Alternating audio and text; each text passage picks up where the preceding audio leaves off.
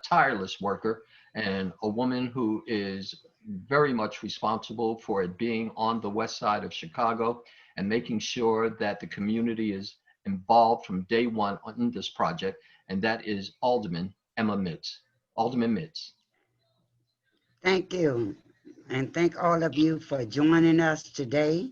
Welcome to our first construction outreach seminar. Even during this time, it is very important that we work together and get this right. This is a vision.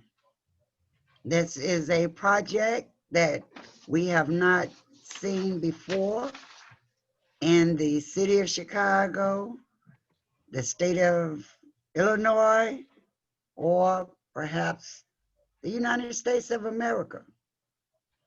That resonated with me once we pursued to obtain this project in the ward, that we have an opportunity to get it right. And when I mean getting it right, from top to bottom. So we're welcoming all trades, everyone who wish to get involved, whether it's not by a trade or you just want to be engaged, we welcome you. I want to thank all of you for the hard work that's been put forth. Shout out to our community partners who've been diligently working through the process to get us to this point, the city of Chicago. And let me not forget our executive team, who's been instrumental and from the very beginning. Now we have our community liaison team. So, and having all these entities, I think this is going to be one of the best. If you know anything about a feeling, you call things into being. So with that said, I'm going to welcome you today to this event, and I know you're going to take something back. And if you can't use it, you may lose it, but give it to someone else. So thank you all very much for having me, and looking forward to working along with each and every one of you.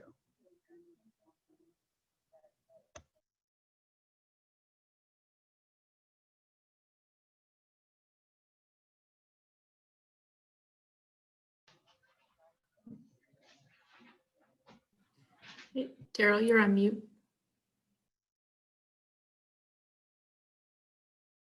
I'm sorry. Alderman, I want to thank you, and I would be remiss if I didn't say that everybody that is participating in today's event wants to thank you for your leadership on this project. So please accept those not condolences, but those congratulatory remarks. And with that, we are going to hear right now from individuals that actually are going to be trained here. It is a pleasure right now to bring forth Commander Cato as well as Superintendent Ford.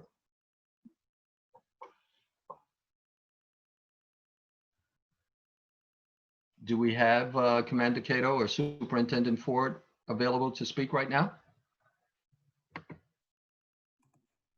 Hey, Daryl, I don't think that they were able to make it on, unfortunately. So we can go right ahead and add them, continue with the program. Thank you. Not a problem. We will go right now over to Emily. And Emily, it's a pleasure to have you joining us to speak.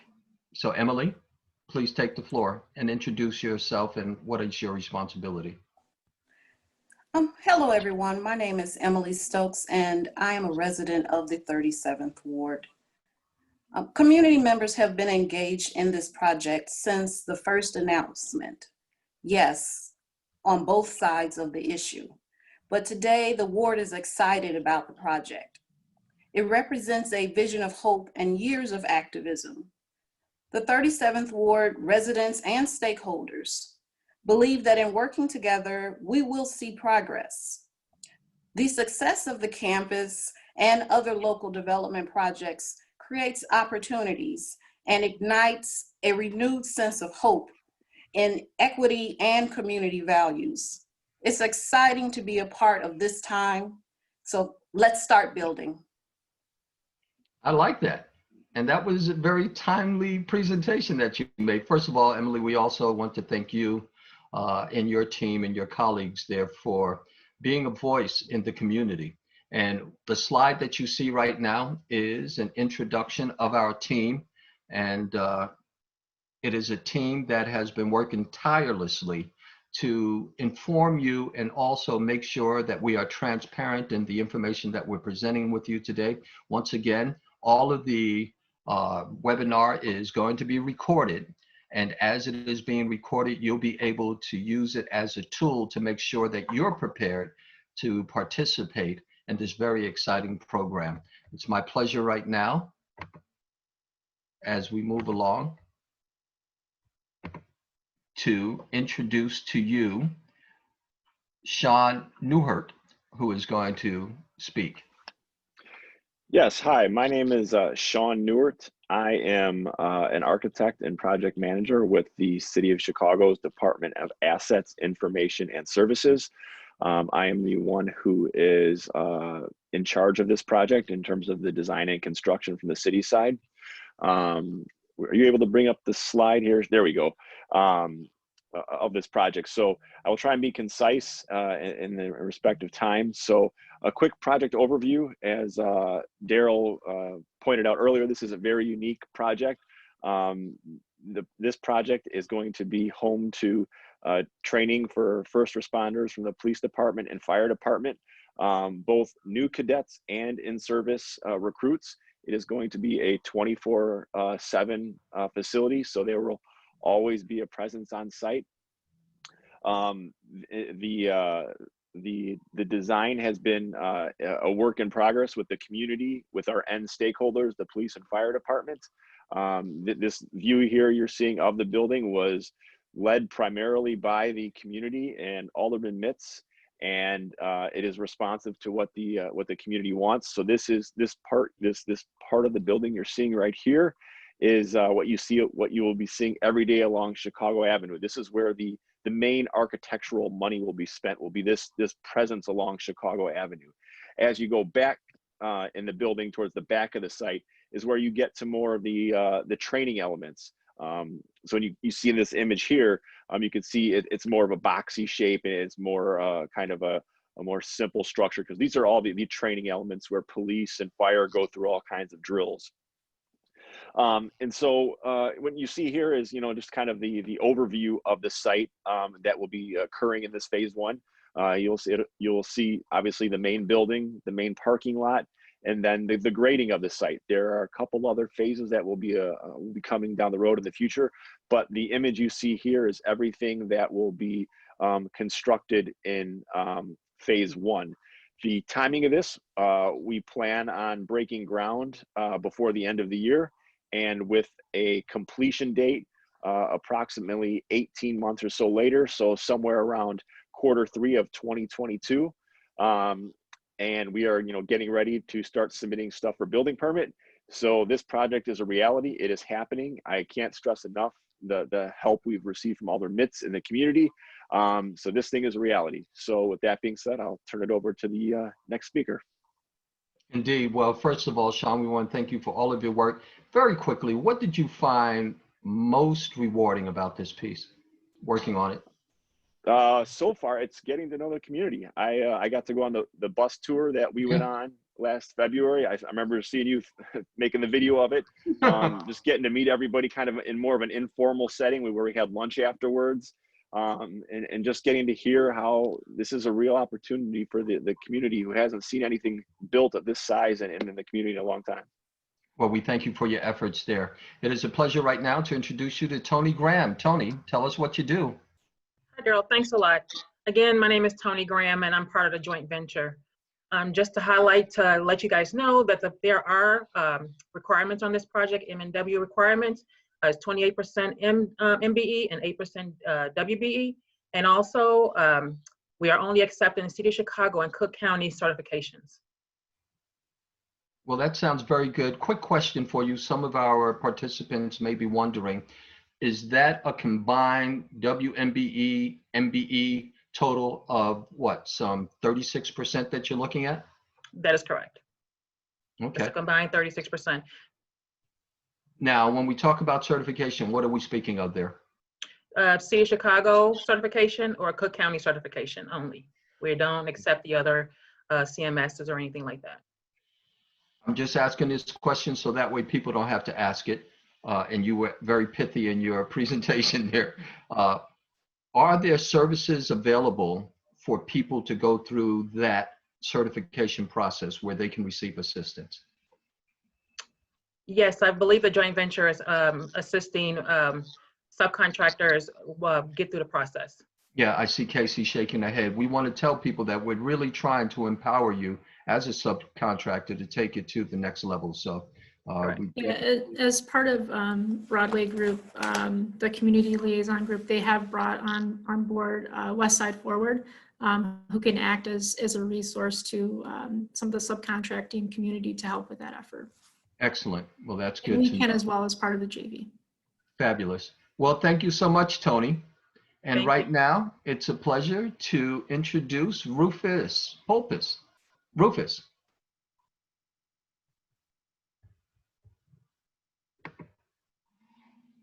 Rufus, are you there with us? What we'll do as we're waiting for Rufus, what we'll do is that we will go on right now. He has a presentation. We will go back to his slides, but you've heard her Daryl, earlier.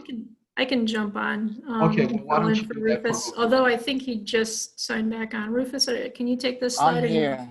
Okay, go I'm ahead. good. Take this Yeah. slide. Sorry about that. My computer rebooted. Okay, Here we Rufus. go here. All right. Greetings. Good afternoon, everyone. Today, I'm pleased to bring you an update on bid packages for our joint public training academy. Our bid package 1 is a category in fire. The range will be between mid-October of this year. We're looking at mechanical.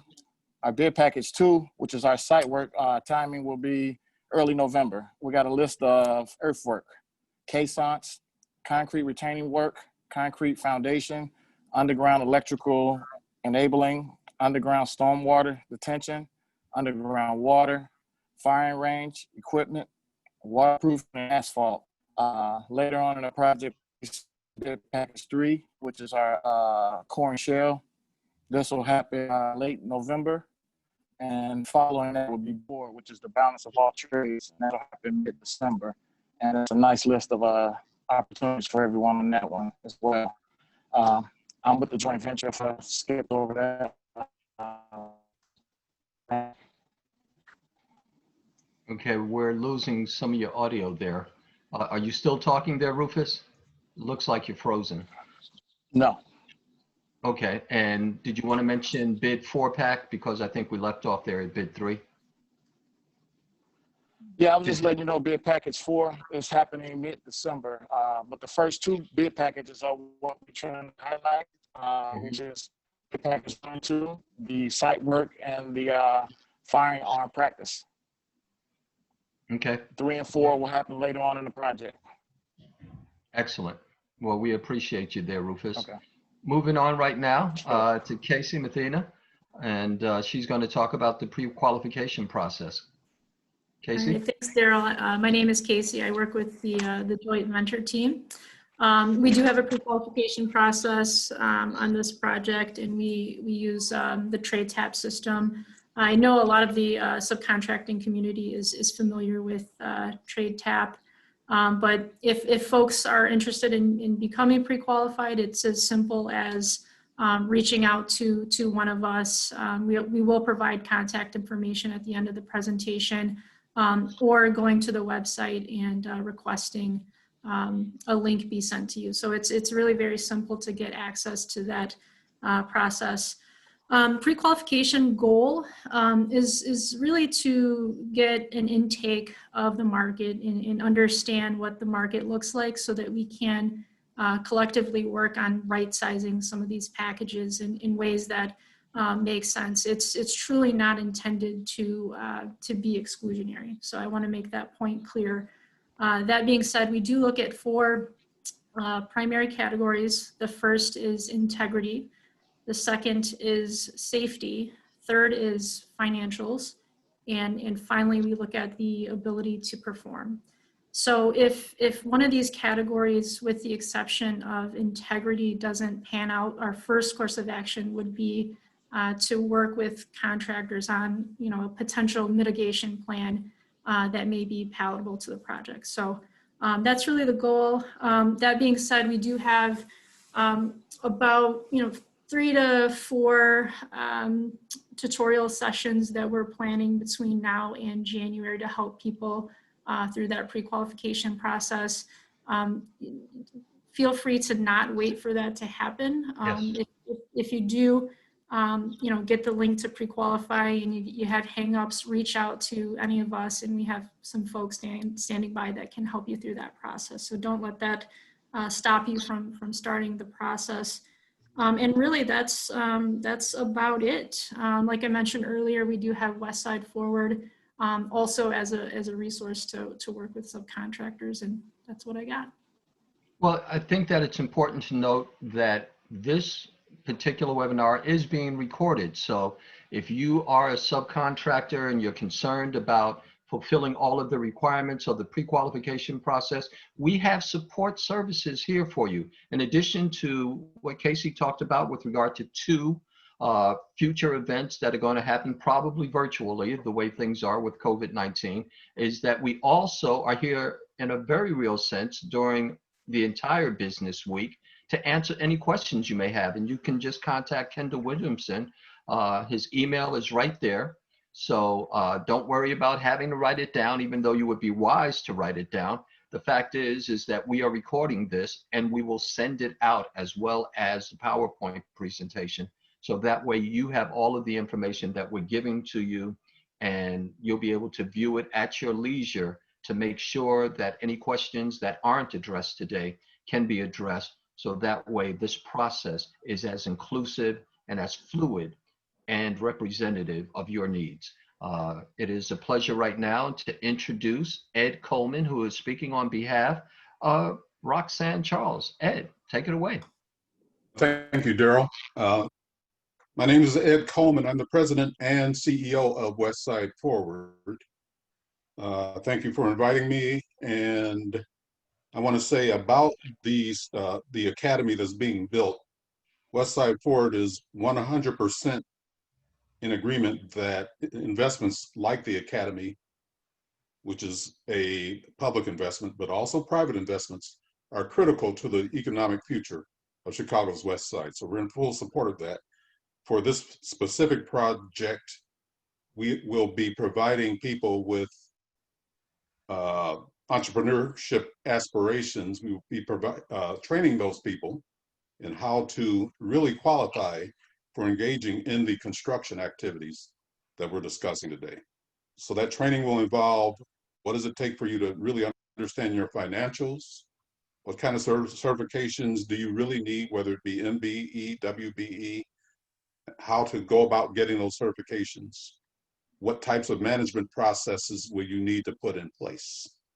It's critical that those who plan on participating as an entrepreneur, as a business owner or business operator, understand what it's going to take for them to successfully engage in that process.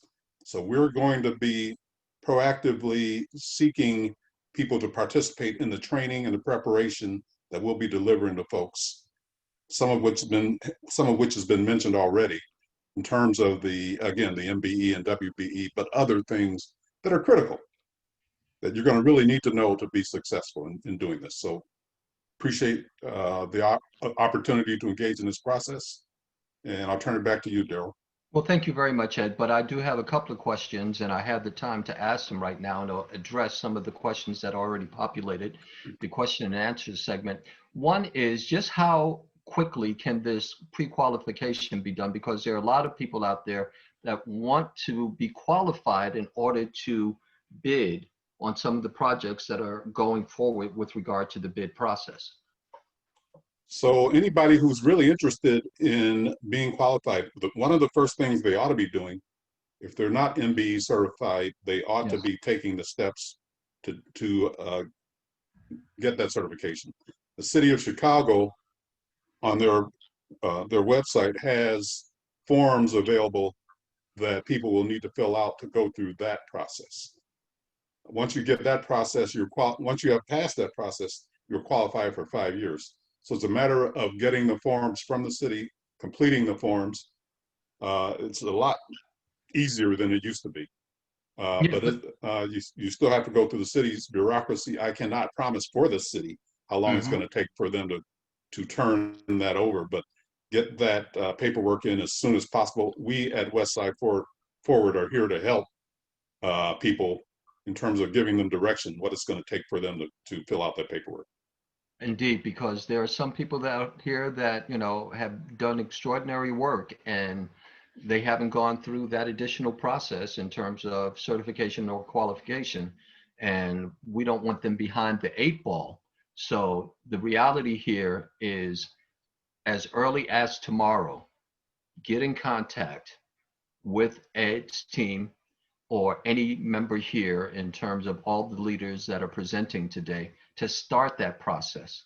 Because once you do it, believe me, it'll qualify you not only for this project that we're working on, but you'll be qualified for 5 years on any project that the city or county does. It's just, you know, a rewarding type of endeavor for you to participate in. And we thank you for that information there, Ed. You're very welcome. There Yes. are a lot of that's you know, pertinent to the certification process. But as far as the trade tab qualification process goes, it's really quick. People have to just upload, you know, their information, and we do have people standing by to do that analysis right away. So it's a very quick process, so long as folks get on there and upload the information. And this is empowering for people. And it's, you know, advice that I have to take to heart myself. So I'm going to be contacting the city to make sure that I take advantage of it with regard to my company. Moving on right now, it is a pleasure to bring on Erica Kirkwood. She's talking about workforce comments. Erica? Hi, everyone. I am Erica Kirkwood with the joint venture of the general contractor on this project.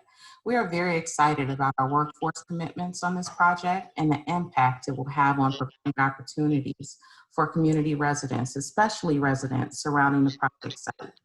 With that in mind, we have lofty workforce commitment goals. The total hours worked by people on this site by employees of the contractor and subcontractors shall be performed by at least 50% city residents and at least 15% by project area residents. Work hours performed by project area residents shall be considered to be work hours performed by city residents for purposes of calculating the minimum work hour percentage required to be performed by city residents. So these are some really lofty goals. On the slide here, you will see the neighborhoods that we're targeting. Of course, we're welcoming a lot of people from the city to work on these projects, but we're specifically hoping to get people from these local neighborhoods that are surrounding the project site to come and work on the job site. What type of jobs are we talking about here when we talk about workforce? So we're talking about trade positions.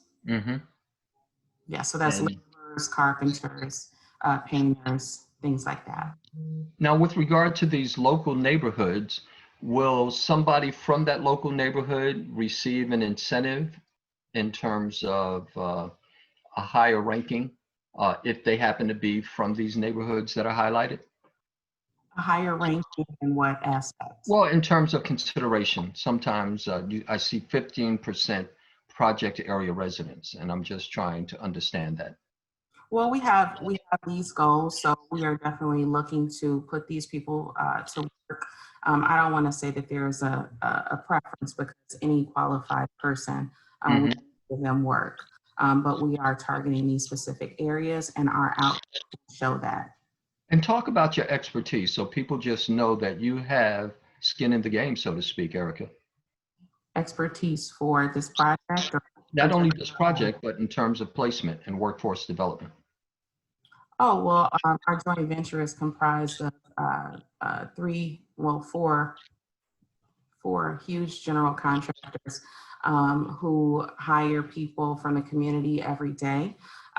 We are always looking for people who live in the communities that surround the work sites that we work at. In addition, we are very skilled at meeting these project goals on all of our projects that are in the city. So we are very skilled at accomplishing these goals and sometimes exceeding these goals. Well, the thing that I like what you had just said is the fact that it's not just this one project that people can be considered for, but from what you said, it seems as though they can be considered for other projects there. Yes, when you start working with a company, yes, there's a lot of opportunities that open up for you. Yeah, well, it's all about opportunity, and we thank you for those comments there. Moving on right now, we heard from Erica. It's a pleasure to introduce to you Cynthia Williams. Cynthia, tell us about yourself and what you're doing with regard to workforce development resources. Yeah. Good evening. Well, I'm Cynthia Williams. I'm the director of Austin People's Action Center, and here's where the excitement comes in. We represent the 5 organizations that are highlighted here. We have over 20 years of experience in the workforce and training industry. Austin People's Action Center, which is my agency that's located in the 37th Ward, Chicago Cook Workforce Partnership, Hire 360, Revolution Workshop, Chicago Women in Trades. We are ready to provide quality work readiness training and placement to help the residents of the city most vulnerable West Side community to engage in a plan that take part in the rebuilding of our own community. These individuals, when given the opportunity, will come ready to work in the rebuilding of their community. We are committed to training them to be ready for work. We hope our partners are ready to provide them with an opportunity. And we thank Alderman Emma Mitz, our West Side Shiro, for making this a community partnership and for giving us a seat at the table. And we look forward to making this a successful project. Indeed, I'm particularly, you have about another minute there, Cynthia, and I'm particularly interested in terms of the piece that you talked about with regard to Chicago Women Who Work. I can't really see the bottom of the screen there, but in terms of your partner there. I'm not sure which one he said. Cynthia, it's Chicago Women. Chicago Women in Trade. In Trade, yeah. Mm-hmm. I Well, know. you know, Chicago Women in Trade have been around for a number of years. And they have a pool of qualified minority candidates that is waiting in line. They already have a successful pool of women that we can pull from right now to this day. So we're looking forward to partnering with them as well. They're waiting at the table as well. You've seen a lot of growth and a little bit of atrophy on the West Side during your years there over at the Austin People's Action Center. What excites you most about this project?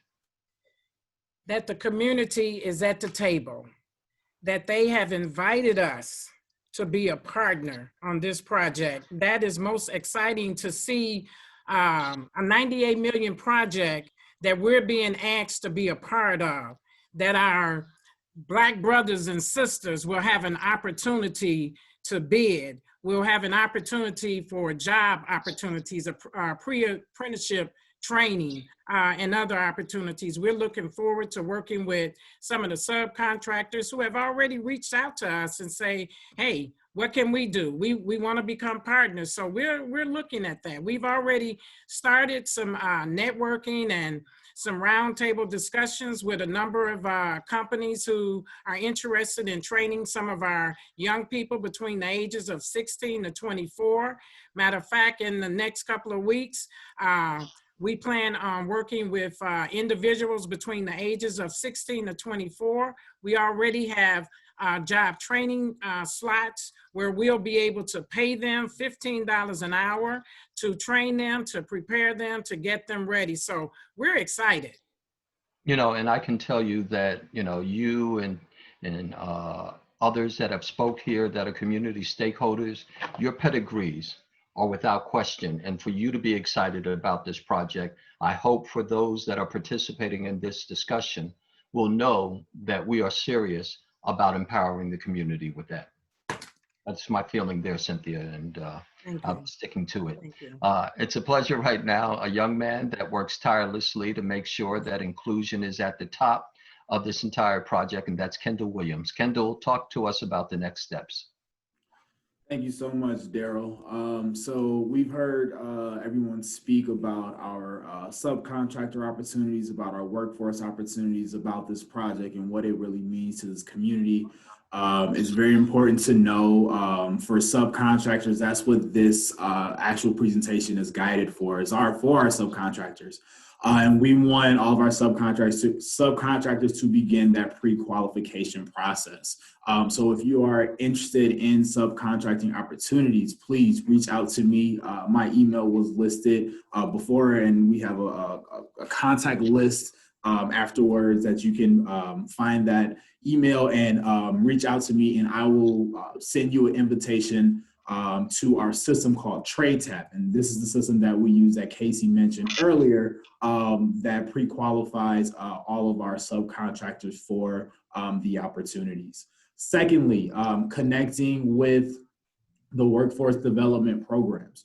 Cynthia Williams touched on a lot of the partnerships that we have with Hire 360, with Revolution Workshop, Austin People's Action Center. So it's a lot of different folks who are willing to engage and willing to help out with the workforce development, particularly for the folks in this community. Thirdly, we want you to stay tuned for our next outreach event. So again, this event was catered for our subcontractors, but we will be having future events that will be along more of the workforce. And then as the project progresses, we will be having more outreach and engagement type events, and also encourage you to stay engaged with the Alderman's office, stay in touch with her office, with the 37th Ward office, and all the updates that she has. And then finally, visit our website for updates. So we launched a website for this project, and it is www.JPSTC, so Joint Public Safety Training Campus Chicago.com. So www.jpstc-chicago.com. That website is listed right there. So those will be the next steps if you're definitely interested in learning more about this project. Thank you. Well, that sounds good. I have to thank all of our presenters today because you did it with such alacrity or speed that we have time to get to as many questions that have been included in our question and answer queue at the bottom of the screen there. I'm going to begin first with client Lewis, and it says, if someone does not have MBE, WBE certification now, what's the likelihood of them being able to participate if they start the process now, meaning October 29th and November 1st? Having MBE and WBE certification is not a requirement to participate necessarily. It is, a goal that the project has, but it's not a requirement to participate. And I should say that, that certification process, the MBE and the WBE, that's extensive. It is, from my understanding, but it's really through the certifying boards with the city and or Cook County.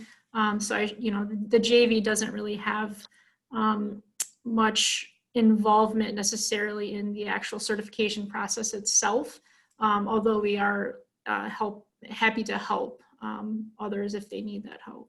Did anybody else want to add to what she said? Yeah, Go ahead. I understand that a typical certification timeframe can be, this is estimated, at about 60 days from start to finish.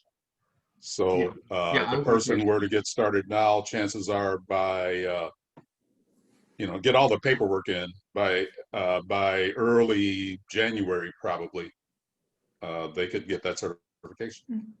But again, that does not preclude people from getting involved if they don't have the certification. And I want to be very clear that the certification of the MBE and the WBE is different than the pre-qualification process. What are so the different? Why don't you give us, you know, if you can, an example of the differences there, because there are a lot of acronyms that are thrown out here, and it may, you know, confuse people in terms of saying, well, you know, pre-TAP, but MBE, WBE, and they're Sure. actually different entities. Yep. So MBE and WBE are really typically government sanctioned certifying bodies. So City of Chicago or Cook County, the state of Illinois, there's federal entities as well that work through that. The pre-qualification process is really more at a job specific level that we as the JV work with in terms of identifying the market and the capabilities of the market. So, you know, again, you don't need the MBE or the WBE certification necessarily to participate on the project. It is encouraged, but everybody would have to go through the pre-qualification process to receive a contract on the project if they were successful. And we do have And I would, I'm sorry, I would add to that. If an owner operator of a company has a long-term ambition to be a supplier of products and services to the city of Chicago, then having that minority business enterprise or women's business enterprise certification is almost mandated for certain opportunities that they might want to go after. So they may not necessarily need it for what we're talking about in this project, but if they can get it, it probably makes sense to go after it. Well, that sounds good. That's good advice there, Ed. Question here from anonymous. Actually, can I add one more thing to that? Yeah, please Daryl? do. Go right Yeah, ahead. I would like to add, this is Sean from AIS. I would just like to add that while groundbreaking is going to be starting this year, a vast majority of this work and packages is a ways out. For example, and Casey, you can correct me if I'm wrong, like if you're a drywaller, you're not going to be doing that work for over a year. So if this pre-qualification is desired, I fully support just do it now, because there's a very good chance you will get that done by the time your trade comes along. That's very good advice there. Question from an anonymous attendee is, does my company have to be located in Chicago or the local county to apply for MBE? Ed?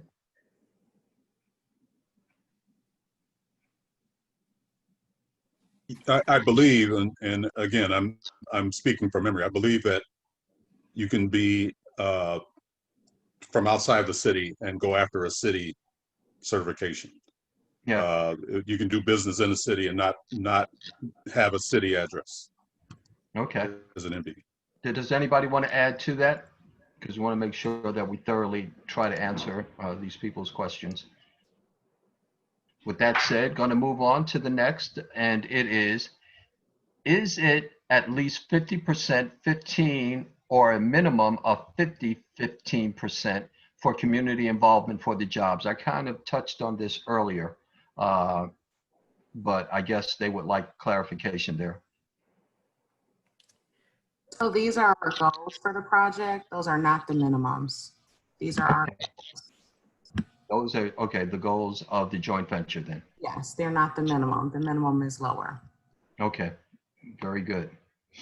Another question, this time from Darian King. Will we be able to get information on the list of attendees to this webinar? Kendall?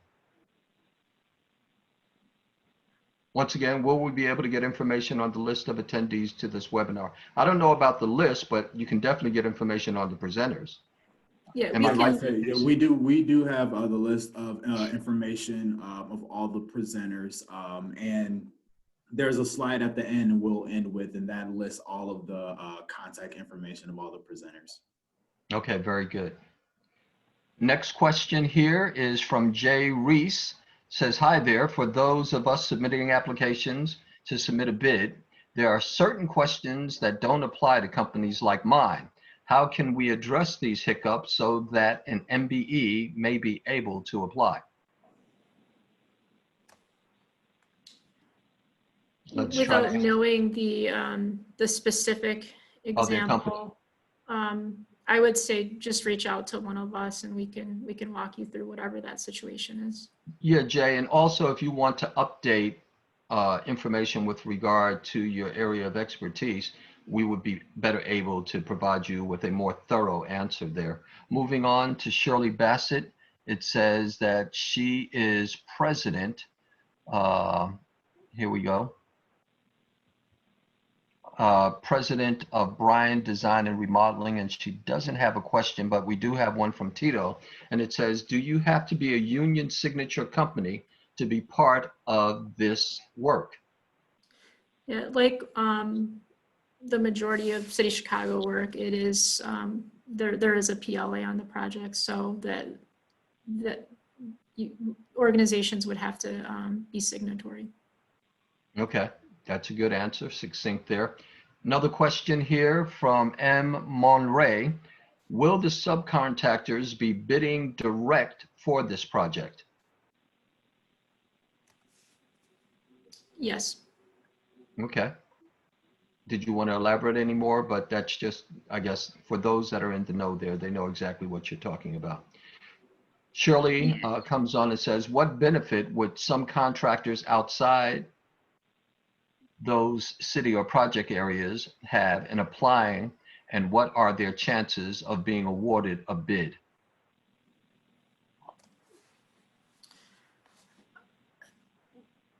We would, so, you know, the award criteria will be based on lowest responsive bidder. You know, part of being responsive to this is the MBE, the WBE requirements, as well as the footprint goals and City of Chicago goals. So contractors are encouraged, highly encouraged, to make note of that. With our bidding documents, we do ask that that information get broken down. So you know, it's really on the basis of the lowest responsive, and that's a very important term, responsive bidder. Mm-hmm. That sounds good. Thanks, Casey, there. From client Lewis, it says, what are specific dates we need to be made aware of? I saw a slide that lists the dates, stages for bid packs 1 through 4. I wonder if timelines are listed so we know how much time we have between phases to participate. Mr. Pulpis, I don't know if he's able to answer that, or the other answer that we have is that we do have specific dates listed on that slide that we presented. Does anybody else want to add to that, Kendall or Casey? In terms of those packs? Yep, so right now the bid pack number 2, which had the site and civil work, we're looking at going out for bid in the next week or so. And contractors will get about a month or so to bid that package. Mm-hmm. And so roughly, and I can't remember, I want to say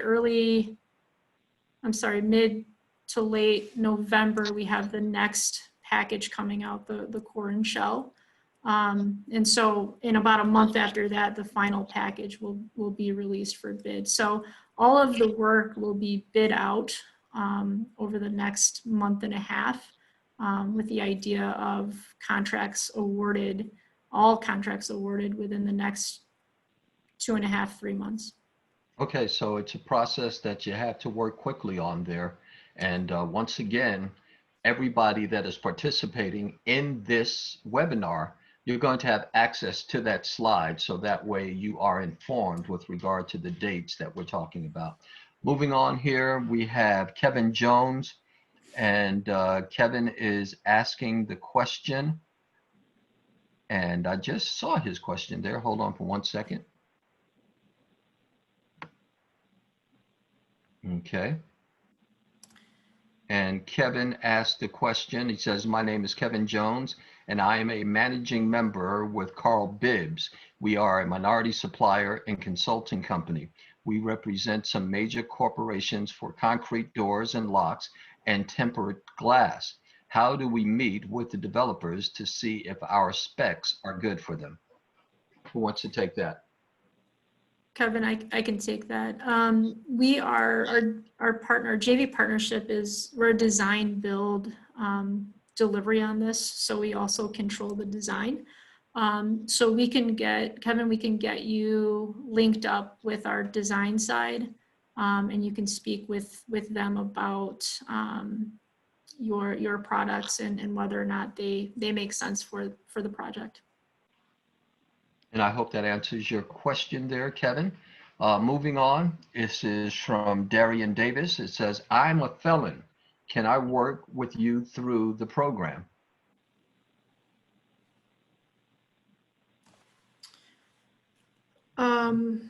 Cynthia, do you want to take that one?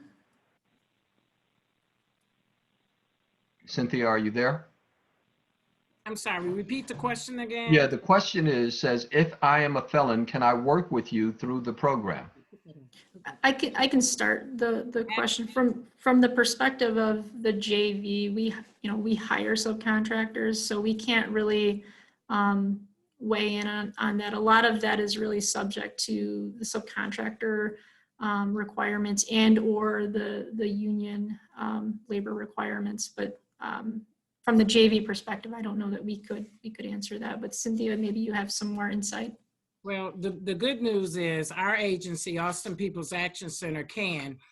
Right now, we actually have some slots available for individuals between the ages of 16 to 24. And those are older. We provide training as well. We take those who have a record or, so yes, we would be glad to work with you. Okay, that answers that. Thanks for that question there, Darian. Moving on right now to Darian King. He says, I'm Darian King, president of Robbins Insurance Agency. Has the insurance provider for the project been chosen by the city? If not, when will it be bid? And if so, Sean and I, or Sean or Casey, he'd like to know. We unfortunately, we have insurance folks already teed up at a corporate level.